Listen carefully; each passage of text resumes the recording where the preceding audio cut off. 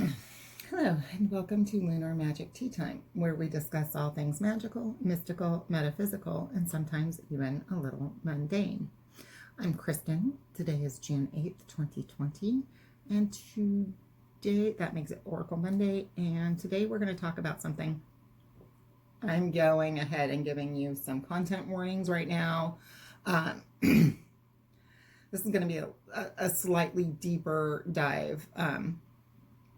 Definitely more shadow worky kind of dive than we've done in the past. And so I am giving you a warning. If you don't want to dive too deep today, have a great week. I'll see you Thursday. If you are uncomfortable about the discussion surrounding demons, have a great week. I'll see you Thursday. I promise Thursday will be a much more lighthearted day. It will be botanical. Let's just leave it at that for you today.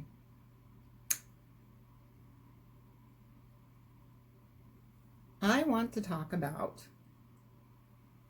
the concept of demons from a mythical, metaphysical, somewhat magical place. I picked up this deck, the Demon Tarot, quite some time ago, really long time ago, really. And I started reading it as I do when you get a nice big, I'll show you this because this is great. You know, this is some effort went into this little black book, you know, little white book, whatever. And the author did all of the research using old Christian-based texts, really. So what I found really interesting right off the bat is she did this research, and all of these demons represent something Christianity didn't want you to focus on. Either the demons were old gods or goddesses, foreign to Christianity, gods or goddesses, or ideas and concepts that were direct threats to the Christian hierarchy. And that got me thinking about when we say demons, what are we demonizing? What exactly are we demonizing? In this case, one of the things we're demonizing, this is Brett. He has the ability to look at the past, present, and future. So, divination. Wanting to know more than you should. But also bereth comes from the Hebrew for covenant. And I think that this demon talks directly about a covenant that one would make not with the Christian God. Totally worth demonizing, right? This is Forcus. Sometimes it is spelled Furcus in the research that I was doing. This is a demon of knowledge. Knowledge for knowledge's sake. For no other reason than wanting to learn and wanting to better yourself and wanting to share that knowledge, because according to the lore, Forcus will grant his summoner the ability to eloquently speak and state their positions. That's a direct threat to the Christian hierarchy if those bits of knowledge and that information doesn't line up. And throughout this deck, there is multiple instances. Kali from the Hindu pantheon is one of the demons. And because Western visitors to India, to Hindu spaces, didn't understand that Kali's destruction also meant rebirth, they just saw her as a all-consuming destructor, specifically of men, huge threat to the Christian pantheon, or hierarchy, sorry. At its essence, a demon is a shadow spot that people in power don't want you to look at, that you maybe don't want to look at in yourself. And yet, we still constantly turn to them in some way. In some way. I think a great analogy right now is Supernatural, the TV show. I have a friend who is currently watching it for the first time, and it's been really interesting to listen to them go through it.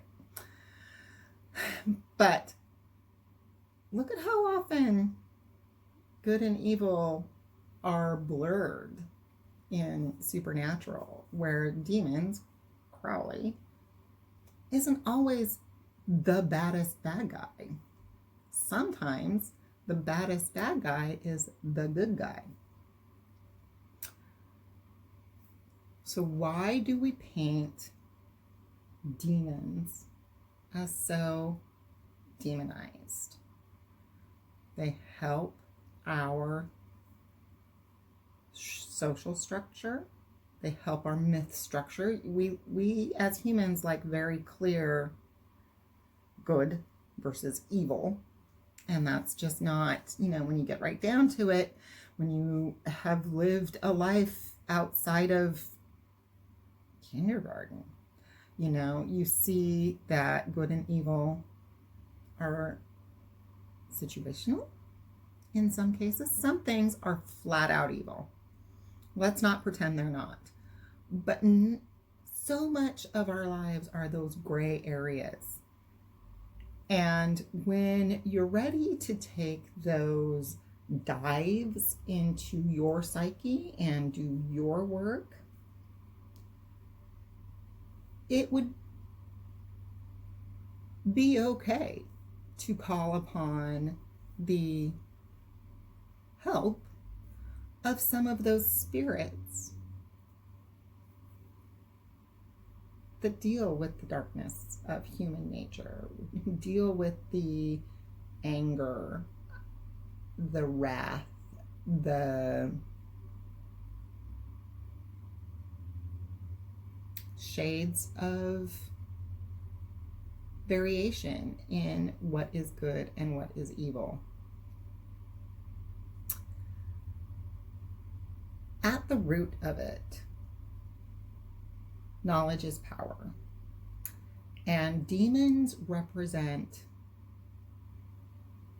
a more complete knowledge than